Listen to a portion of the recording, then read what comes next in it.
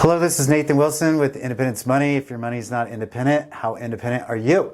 I am your co-host, Robert Anders, and what are we talking about today, Nathan? Well, we're talking about financial independence from your job, meaning you've worked your whole life, you've made money. Hopefully, if you're a savvy investor, you've invested money so that you can eventually live off of those investments in retirement.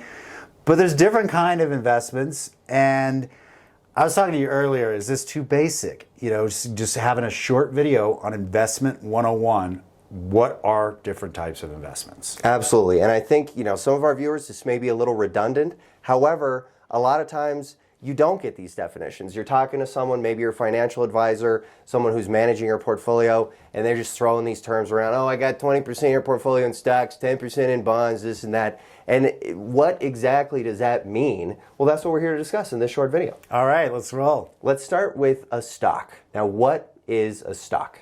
It's a percentage of ownership in a company. That company could be private, meaning your own LLC could be issuing you stock and you could own 100% of it, right? You know, that could be an example, versus a publicly traded company that trades on a stock exchange. You're owning a certain number of shares, but all the other investors total together equal 100% ownership of that company. Okay, so then if I own a stock, how is that stock valued? Fair market value. That's just basic supply and demand. So if investors think that stock is doing well and being managed well, they tend to drive the price higher. If they think it's doing poorly, they tend to drive the price lower. Okay, well that sounds like a pretty simple concept. Let's talk about bonds. So bonds are not ownership. You're actually a recipient of debt of a company. So a company is basically wanting to raise some money, so they issue a bunch of bonds. Investors buy the bonds, that transfers capital into the company, and the company, in exchange for you buying the bond, gives you an interest payment along the way through the duration of the bond's life, and then the bond matures and you get your, in theory, original principal back. Okay. It doesn't always work that way. All investments require some level of risk and can lose money. So I just want to hit a couple of key differences between stocks and bonds that you just mentioned. First of all, with a stock, I actually own a portion of that company, right? Whereas with a bond, I don't. Correct. Now with bonds, you mentioned that there's the interest income component. So is that something that's set out before you buy the bond? Yes, and that's declared, so they're not able to really change that. That's an obligation they have to make. But what a lot of people don't understand is bonds aren't risk-free either. They're based on the solvency of the company. That's the only thing really backing them up, right? But the second thing is they're based on current interest rate environment. So if bonds were issued at, let's just say, a 5% interest rate, and that never changed for the next 5 years, the bond that an investor bought in year one would be still valued at the same principal valuation as the investor that bought it in year 5. But let's give you a different example. Let's say an investor bought a bond at 5% in year one, and in year 5, new bond issues are at 6. Well, the value of that year one bond, the principal value will drop. Because why would anybody want to pay the same price for a 5% bond if they can go get a 6% bond? So you have to discount the principal value to get another investor to take it off your hands if you're holding a bond at a lower interest rate. And we're in a rising interest rate environment. So sometimes people get scared of the stock market risk. So there's like, hey, I want to go to the safety of bonds. Then the Fed raises interest rates and the value of the bond drops. And they're like, wait a minute, this was where I was supposed to hide for safety. Well, so let me ask you, with the bonds, is the interest rate paid on the principal amount? Yeah, that doesn't change. So if the principal amount drops in the value of the bond, does your interest payment change? No. Okay, so you're set.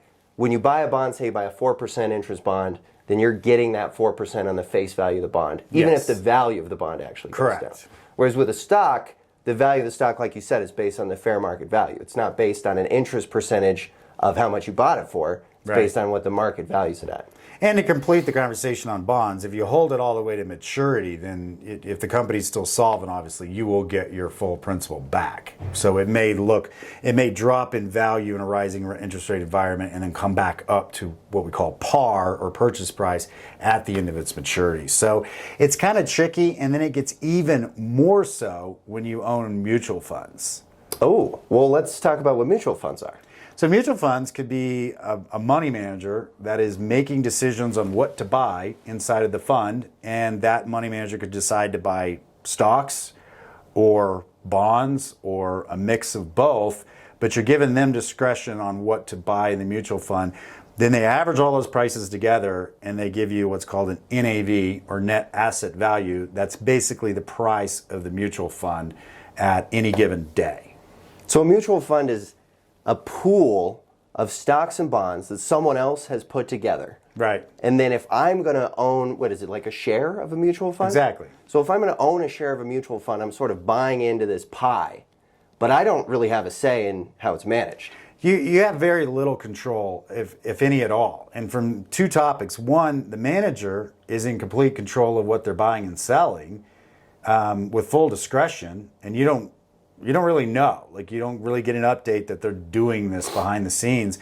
And then other investors. And what I mean by that is, like in markets that we're looking at now where they're kind of volatile, other investors could get spooked and want to redeem their mutual funds. Well, in essence, that's saying to the money manager, hey, I'm forcing you to sell some of these investments to meet the redemption of somebody you don't even know, another investor. Right.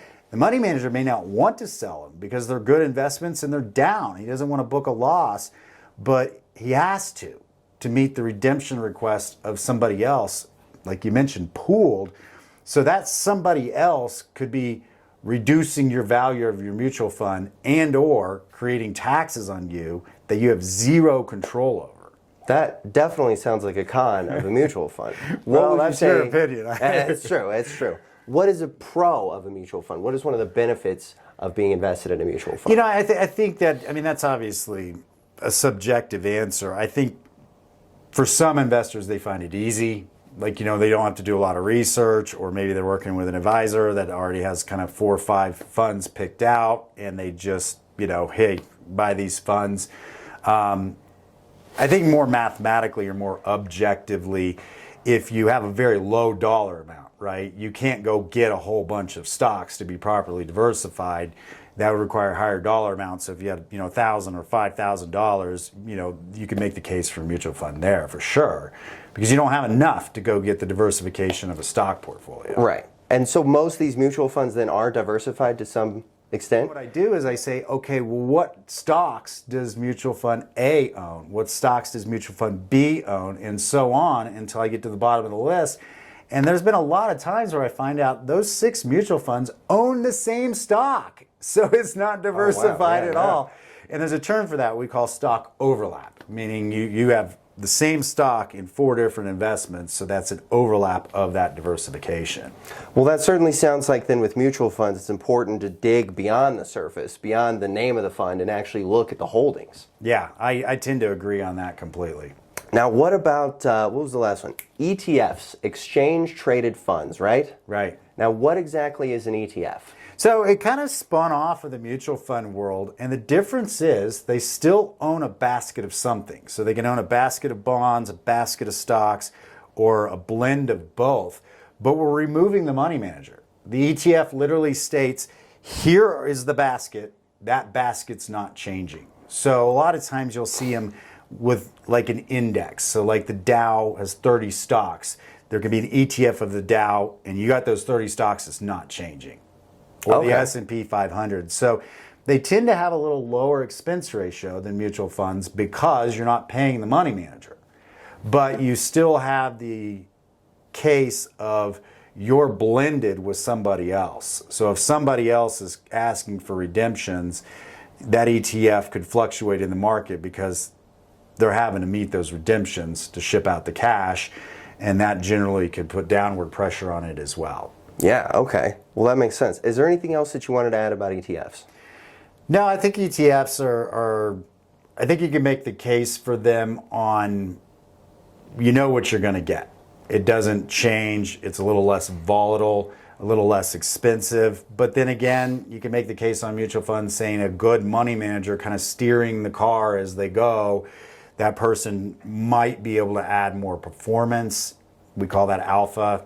It's tricky sometimes. Yeah, it sounds like it. Now, there's one more thing I want to talk about, and as our viewers hopefully know, on the show we stress, it's not what you make, it's what you keep. Uncle Sam is always after your gains. So in this situation, between stocks, bonds, mutual funds, and ETFs, how are those valuations calculated as far as income and taxation goes? Well, with the stocks, you have complete control. Like if you don't sell, you're not booking capital gains. And I suppose the same's with the bond. If you're just going to hold the bond and not sell it for a profit or a loss, you're not going to have a positive or negative capital gain. So I'd say you have control over taxes there. With a mutual fund, you have no control. Like no control at all. And that's what's kind of scary. Yeah. Because that other investor I mentioned that you don't even know asking for redemption, that means that money manager, the mutual fund, has to sell some investments. In this case, let's call stock. Well, if that stock was sold for a profit, that percentage of that profit divided by all the holders goes to everybody. So even though I'm owning and I don't sell, but you own and you do sell, I could be paying a percentage of the capital gains that you triggered. Wow, are ETFs similar like that too? They can be. They tend to be a little less volatile than that. Because again, the ETFs are driven by the underlying investors, where the mutual funds are driven by the individual investors and the money manager. Now, there's one more thing I wanted to touch on. So with the bonds, there's obviously that interest income component, right? So how is that taxed? That's top line income. Okay, so that's straight up, that's income, money in my pocket, tax at my income tax rate. Yeah, so like let's say you have a bond paying 5%, that's top line income. Whereas if you have a stock that's a qualified company paying 5%, that's qualified dividend tax, which is not top line income. It maxes out at 20%, but it could be zero depending on the rest of your income. So there's investment A at 5, investment B at 5, and they're taxed entirely different, which goes back to what you're saying. It's not what you make, it's what you keep.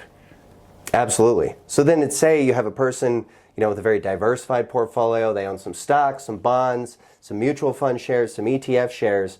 As far as juggling all this and balancing, minimizing the taxation, balancing the withdrawals for that sort of stuff, that doesn't sound like it's an easy job. Well, it's not. I mean, I've got calculators for it, and that's really where I start if I'm analyzing somebody's situation, is I look at it through the tax lens first. I suppose we have to give some compliance disclosures here. Not individual investment advice. Everybody's situation's different. And what was the other Investing one? always involves some risk. Some level of risk. So we've got some disclosures down there. But these are great topics. I'm glad to go over them. I mean, I kind of was wondering whether this is kind of like too basic.